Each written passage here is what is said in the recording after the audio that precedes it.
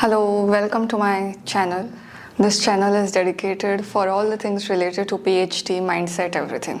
Today I wish to share something very personal, very close to my heart, and that is lessons in my 30s.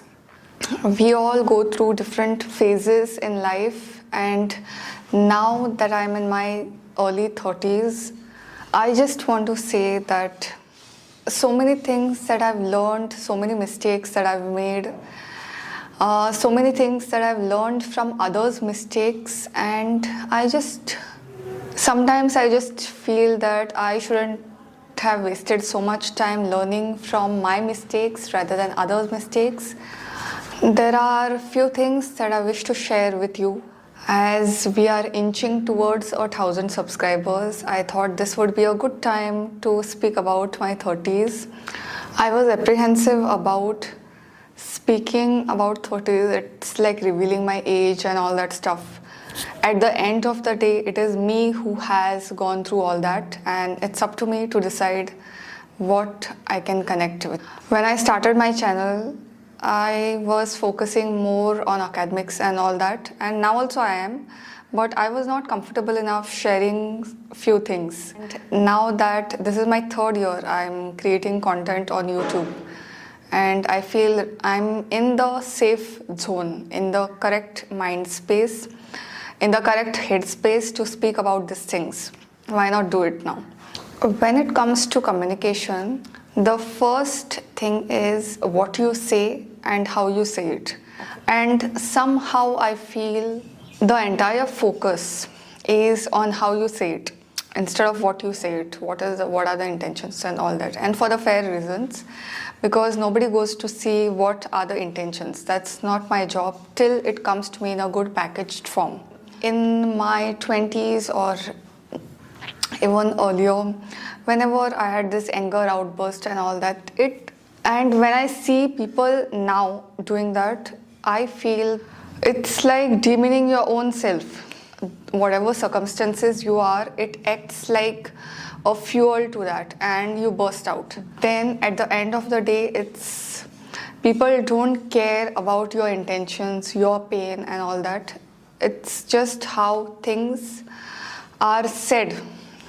Many of the times people have taken offense, and it has put me in a disadvantageous or embarrassing situation. So what I do now is just try to play my cards well. Obviously, if my nature is, I'm very direct. If I don't like something, it will show on my face.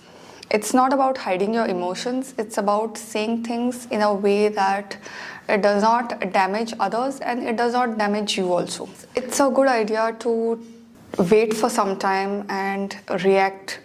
Even when I get a call, I let it ring for some time and then I take it. So it just gives me some time to gather myself and be prepared. If it's a message for whatever reasons, I try to reply it after some time.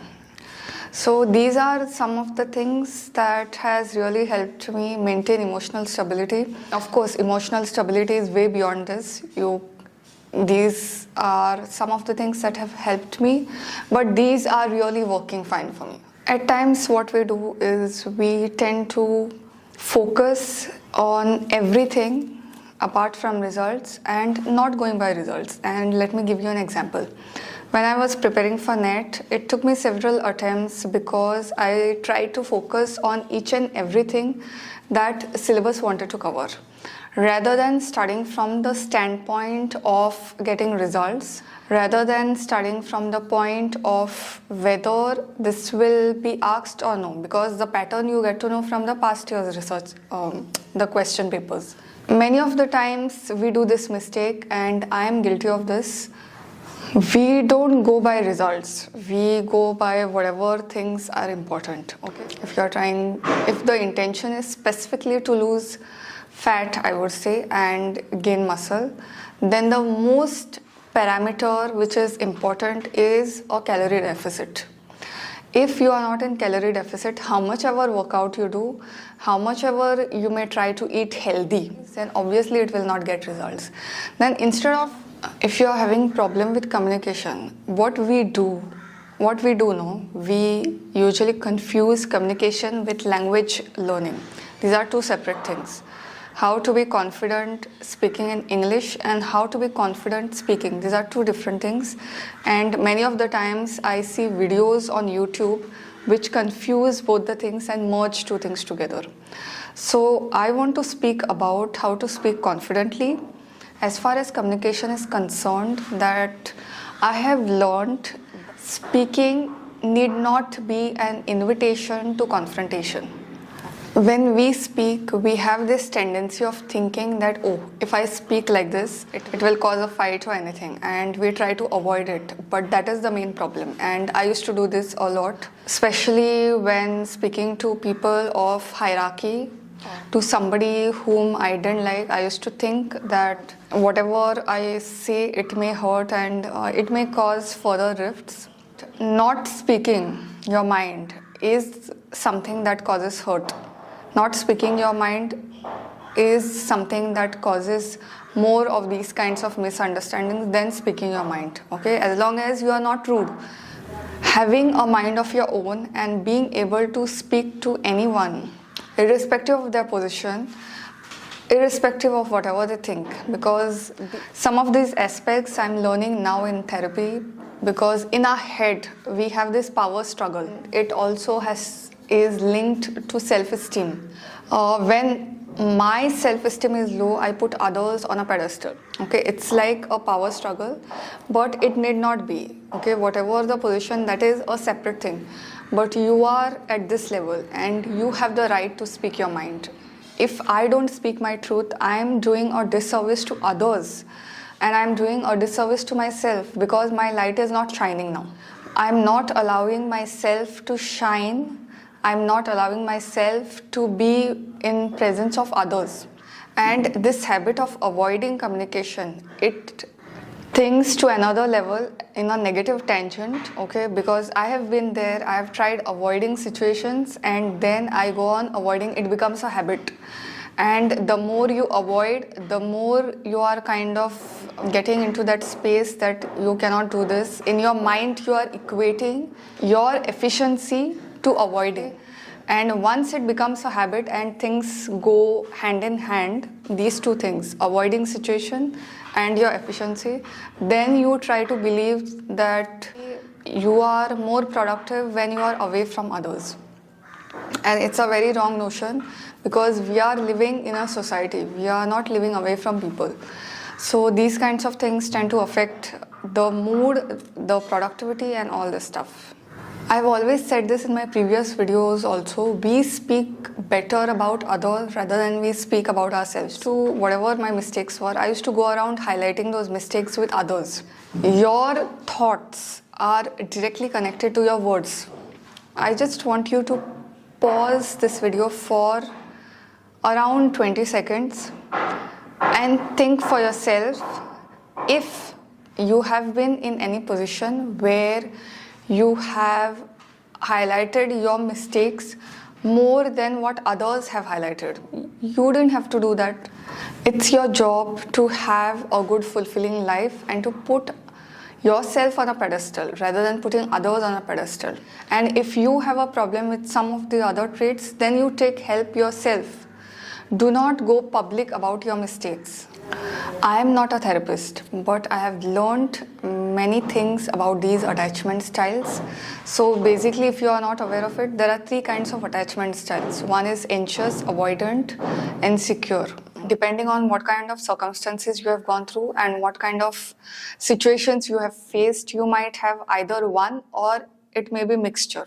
And anxious attachment style is when your feelings, your emotions are dependent on how others behave with you. Secure has no link with others, and avoidant attachment is when you are trying to step away. If in childhood you had a lot of chaos around and it was an unstable atmosphere, then as a child you don't know the correct strategy to cope. So what you will do is you will try to find space for yourself away from others. The problem is, in that situation it was fine, but that behavior remains till the adult life and you carry it even within the normal circumstances. So these are the 3 attachment styles, and if you are identifying with any of these, then you need to be mindful and try and move towards secure attachment. It was for me also a big learning curve when I started reading about this. If you want to know more about this, then I would suggest a book called Attached. Okay, it's a small book, I think around 250 to 300 pages. You'll be done in a week and you will get to know everything. These things affect not only your relationships, it will affect your professional life, it will affect the way you think and you perceive others. If you are highly sensitive to criticism and you just cannot take it, probably anxious attachment style is the one which is going on in the background. Whenever I used to work, and even in my PhD, when somebody used to tell me, you have not worked, you have not given results, and all this stuff, because people are good at calling you names and people have a tendency to lower your self-worth or your self-esteem by speaking things which you don't want to hear. And if you are somebody who has been always productive, efficient, these things tend to hurt you and these things tend to really affect you to the point that the output gets affected. It used to really affect me when things like that were being said, because I know for myself I'm not like that. So it was only during therapy and all these counseling sessions that I realized and I recovered my self-worth. And I don't want anyone to go through that kind of thing. Now the next thing that I'm going to say is practically the thing that I've learned in my 30s, and your trust and your attention is precious. Don't give it away. What I used to do earlier is I used to give my opinion, whatever I used to feel straight, and that is fine. You are being straightforward and that is fine, but not everyone deserves that kind of honesty. Not everyone deserves that kind of frankness. And I just want you to take a moment and evaluate for yourself to see if there are any moments in your professional life or personal life. For me, it was specifically professional life. I used to bother too much about giving an opinion. I used to bother too much about speaking my mind when people around you are not ready for it. Now, though, I just go do my work and I don't even bother to ask, bother to stop or anything.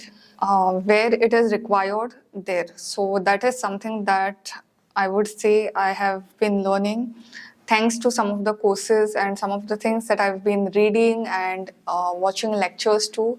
It's really causing an impact and it's opening my eye to become a high value person. I see a lot of videos floating around the internet of being a high value person, and I think I can add to that a lot more than just being elegant or being well mannered. Being well mannered and etiquette and all that. These are the bells and the whistles. So being a high value man or being a high value woman is much beyond that. And I wish to give an opinion. So if you need a video regarding that, then let me know in the comment. Specifically, I've realized that whenever I get targeted, because I easily get into a spotlight and get targeted, whether for good reasons or for bad reasons. If you are getting targeted at work, people are bitching about you or gossiping or all that office politics, if it's at a different level with you, then you have something special. Okay. And it has taken me a lot of time to realize, a lot of therapy sessions and all that, to really come to a place where now I'm okay, if not 100%, at least 60% to the fact that people are speaking about me. It is not everyone cares about you if you were just like that. They will care about you, they will speak about you only when something you have done. You are bold, you speak your mind, you say whatever you want to say. That is when people start noticing you. If you don't have any values, if you just go by herd mentality, then people usually don't care.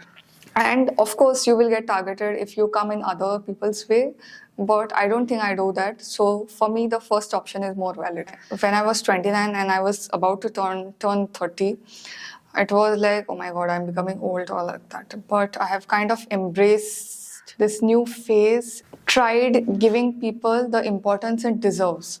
How much ever we speak or that, in our mind, we put people on a pedestal, and it's like this, as I mentioned earlier. But it need not be. So, if you are in your 30s, congratulations. You have really moved a lot of limiting beliefs. You have got really financially stable. You have got to a good point in your career. That I know if you're watching this video. And I'm looking forward to you excelling in your life. I'm looking forward to your comments. Till the next time, bye.